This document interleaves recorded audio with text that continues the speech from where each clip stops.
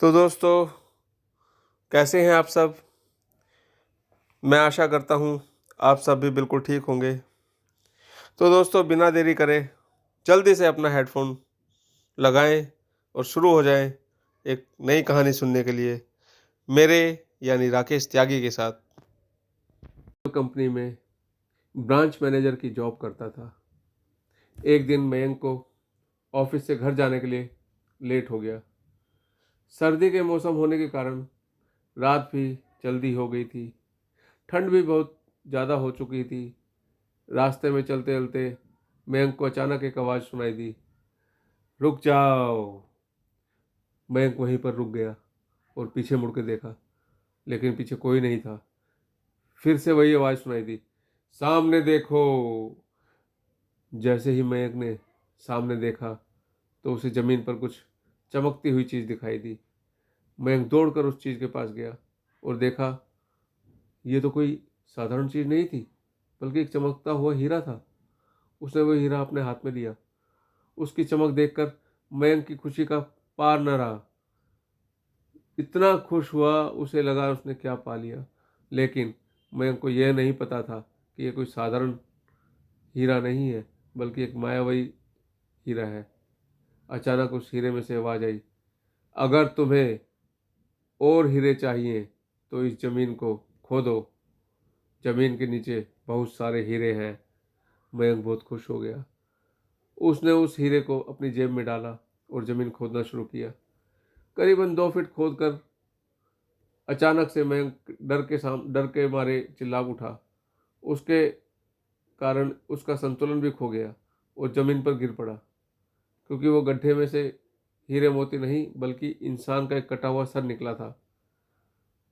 ये सब देख के वो बहुत ज़्यादा घबरा चुका था। उसे समझ नहीं आ रहा था कि वो क्या करे। अचानक वो सिर हवा में उड़ने लगा और बोला, डरो मत, मैं तुम्हें कोई हानि नहीं पहुंचाऊंगा। मैं तुम्हें बहुत सारे हीरे जेवरात भी दूंगा। बस मेरी एक बात ध्यान से सुनो। मैं जहाँ जाता हूँ वहाँ मेरे पीछे पीछे तुम्हें आना है।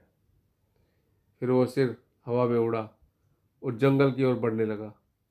करीबन 1 किलोमीटर चलने के बाद वो सिर रुक गया। मयंक भी रुक गया। फिर उस सिर ने मयंक से कहा, इस जमीन के भीतर बहुत सारी हीरे मोती हैं और जवाहरात हैं।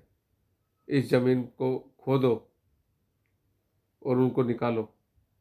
मयंक खुश हो गया और उस जमीन को खोदना शुरू कर दिया। खोदते खोदते उस जमीन के नीचे हीरे मोती तो नहीं मिले, लेकिन उसका सिर का कटा हुआ हिस्सा जो है, जो धड़ था, वो मयंक को नजर आना शुरू हो गया। उस सिर ने कहा, अब तुम्हें एक आखिरी काम करना है, उसके बाद मैं तुम्हें माला माल कर दूंगा। तुम्हें कहीं से भी 1 लोटा खून लाना होगा। मयंक ने बोला, 1 लोटा खून? पर मैं 1 लोटा खून कहाँ से लाऊंगा? उस सिर ने कहा, चलो मेरे साथ। वो डरावना चेहरा मयंक के साथ साथ चलने लगा और थोड़ी दूर पर उसको साथ ले जाकर वहाँ एक इंसान को जाते हुए दिखाया कि ये वो जा रहा है इंसान। और वो सिर बोला, उस इंसान को मार कर उसका खून लाओ। मयंक डर के मारे बोला, नहीं नहीं, नहीं नहीं, मैं उस इंसान को नहीं मार सकता। मैं ये काम नहीं कर सकता। पुलिस मुझे पकड़ लेगी। नहीं, मैं नहीं मार सकता उस इंसान को। अगर तुमने ये काम नहीं किया तो तुझे बहुत बड़ी मुसीबत में डाल दूंगा। फिर तुम्हारी पूरी जिंदगी नर्क बन जाएगी। ये उस कटे हुए सिर ने उसको बोला। मैग ने हाथ जोड़कर उससे कहा, मुझे माफ़ कर दो, मुझे माफ़ कर दो। अगर मैंने उसको मार दिया तो पुलिस मुझे गिरफ्तार कर लेगी और मुझे जेल जाना पड़ेगा। उस सिर ने अपने तंत्र मंत्र की शक्ति से एक छुरी और एक लोटा तुरंत प्रकट किया और गुस्से से बोला, अगर तुम मेरा ये काम नहीं करोगे तो मैं तुम्हारे पूरे परिवार को मौत के घाट उतार दूंगा। मयंक को कुछ और नहीं सूझा।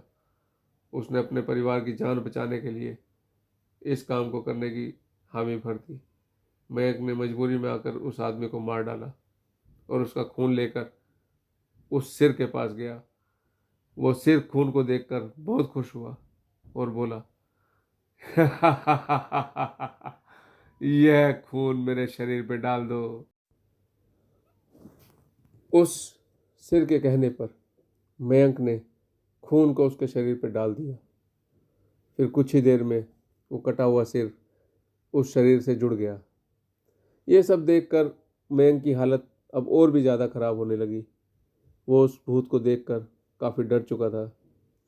जैसे ही वो भूत जिंदा हुआ तो जोर जोर से हंसने लगा और डरावनी आवाज़ में बोला, तुमने बहुत बड़ी गलती कर दी। तुमने मुझे फिर से जिंदा कर दिया। अब मैं सिर्फ तुम्हें ही नहीं बल्कि इस पूरे शहर को मौत के घाट उतार दूंगा। डर के मारे मयंक के मुंह से आवाज़ भी नहीं निकल रही थी।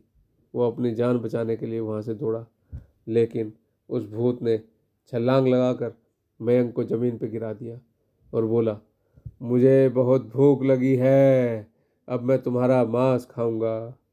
जैसे ही भूत ने मांस खाने के लिए आगे बढ़ाया, तुरंत ही उसका सिर धड़ से अलग हो गया। मयंक समझ नहीं पाया कि आखिर यह चमत्कार हुआ कैसे। जब मयंक ने पीछे मुड़कर देखा तो एक अघोरी बाबा खड़े थे। उस अघोरी बाबा ने कहा, जब तुम उस आदमी को मारकर उसका खून लेकर जा रहे थे तभी मैंने देख लिया था और मैं समझ गया था कि कुछ तो बुरा होने वाला है। इसीलिए मैं तुम्हारे पीछे पीछे यहाँ तक चला आया और मैंने अपनी मंत्र की शक्ति से उस भूत को फिर से मार दिया। अब तुम निश्चिंत होकर अपने घर जाओ। अब तुम पर कोई खतरा नहीं। आज भी मयंक उस बात को याद करता है तो उसकी रूह तक कांपने लगती है। दोस्तों, आपको ये कहानी कैसी लगी प्लीज़ हमें कमेंट बॉक्स में ज़रूर बताएं।